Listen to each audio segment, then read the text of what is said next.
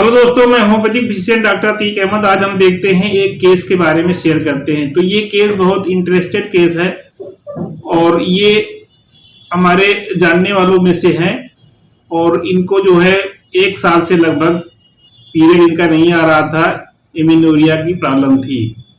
तो इन्होंने फोन पे हमसे जो है बात किया और फोन पे फिर हमने दवा बता दिया और उसके बाद इन्होंने दवा लिया तो इसको बहुत अच्छा रिजल्ट मिला। तो इन्होंने बताया कि डॉक्टर साहब हमको जो है लगभग 1 डेढ़ साल से पीरियड नहीं आ रहे हैं और बीच बीच में हमने एक लेडीज डॉक्टर को दिखाया था तो उन्होंने थोड़ा दिन दवा चलाया तो 2-3 बार तो आया, उसके बाद फिर अब नहीं आ रहा है। तो इन्होंने बताया कि आपसे बात कर लें और उनके एक रिलेटिव हैं, उन्होंने बताया था कि आपसे बात कर लें और फिर वो दवा बता देंगे तो जो है शायद आपको आने लगे बराबर से। तो हमने कहा अच्छा ठीक है। हमने कहा और क्या बात है? कहीं डॉक्टर साहब बस यही जो है हमारा ये पीरियड नहीं आता है और बाकी सब ठीक है, बाकी कोई हमको दिक्कत नहीं है।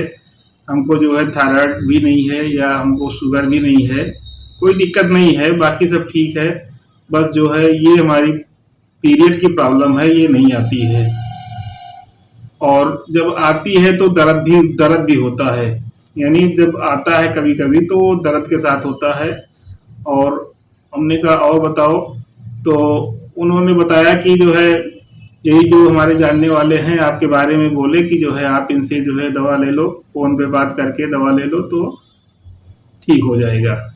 हमने कहा अच्छा। हमने कहा और इसके बारे में क्या कंसर्न है आपका? तो उन्होंने बोला कि डॉक्टर साहब बस और कोई दिक्कत नहीं है, बाकी एक ही प्रॉब्लम यही है और बाकी सब ठीक है और बस आप दवा दे दीजिए। और उन्होंने कुछ बताना नहीं चाहा। हमने कहा ठीक है। तो उनको हमने जो है दवा बता दिया। उनको हमने दवा 30 पावर में मेडिसिन बता दी।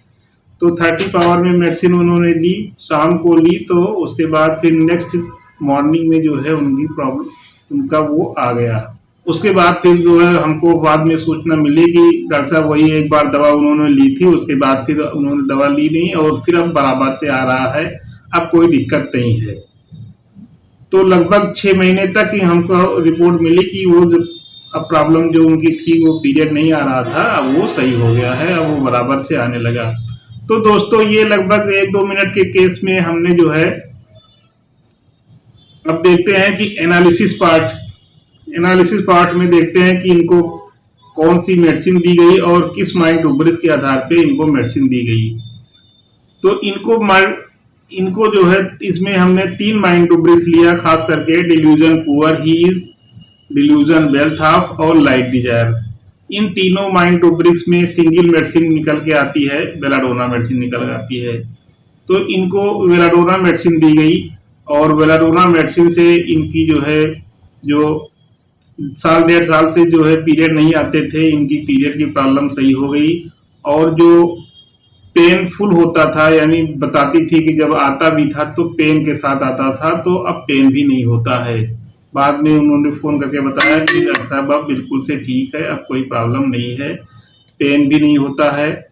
तो इसमें बेलाडोना मेडिसिन बहुत ही अच्छा काम किया। तो बेलाडोना में इसमें और हम देख सकते हैं कि इसमें जो है कुछ माइंड रूब्रिक्स और लगा सकते हैं, जैसे फ्राइवोलस थी, फ्राइवोलस माइंड रूब्रिक्स लगा सकते थे। क्योंकि फ्राइवोलस में क्या होता है कि वो पेशेंट को कोई बताता है, कोई भेजता है, तब वो पेशेंट आता है। वैसे तो वो दवा लेना नहीं चाहता है। कभी कभार जब ज्यादा उनकी प्रॉब्लम हो जाती थी तो बीच में एक बार लेडीज डॉक्टर को दिखाई थी, नहीं तो वो अक्सर जो है तो उसके लिए दवा ही नहीं लेती थी, सोचती थी कि ऐसे ठीक हो जाएगा। तो इस तरीके से यहाँ पे हम फ्राइवोलस माइंड रूब्रिक्स लगा सकते हैं। और बीच बीच में जैसे दर्द होता था तो उन्होंने बताया था कि जैसे बीच में प्रॉब्लम होती थी तो कोई हम पेन किलर या दर्द की गोली मंगा के खा लेते थे। जब पीरियड आता था तो दर्द के साथ भी आता था कभी कभी, नहीं तो अक्सर तो नहीं आता था। तो इसके लिए जो है एस्केप अटेम्प्ट टू, यानी जब उसको पेशेंट को प्रॉब्लम होती है तो वो शॉर्टकट रास्ता अपना लेता है, यानी वहां से वो टेबलेट खा के काम चला लेता है पेन किलर खा के काम चला लेता है और वो फेज जब पास हो जाता है तो फिर वो सही हो जाते हैं। बेलाडोना के पेशेंट अगर देखें तो बेलाडोना के पेशेंट जो होता है नॉर्मली ज़्यादा लोड नहीं लेना चाहता है, फ्रीवुलस रहता है, ज़्यादा लोड नहीं लेना चाहता है, ज़्यादा सीरियस नहीं रहता है अपने ऊपर, यानी उस किसी भी प्रॉब्लम को लेकर के ज़्यादा जो है चिंतित नहीं रहेगा, ज़्यादा सीरियस नहीं रहेगा प्रॉब्लम को लेकर के, वो टालता रहेगा, बल्कि उसके जो है सराउंडिंग के लोग ही उससे ज़्यादा सीरियस हो जाते हैं, वो उसको भेज के सराउंडिंग के लोग ही उससे ज़्यादा सीरियस हो जाते हैं। तो बेलाडोना का पर्सनालिटी ऐसी होती है कि वो सीरियस नहीं होता है, यानी इसलिए उसको फ्राइवोलस कहा गया है।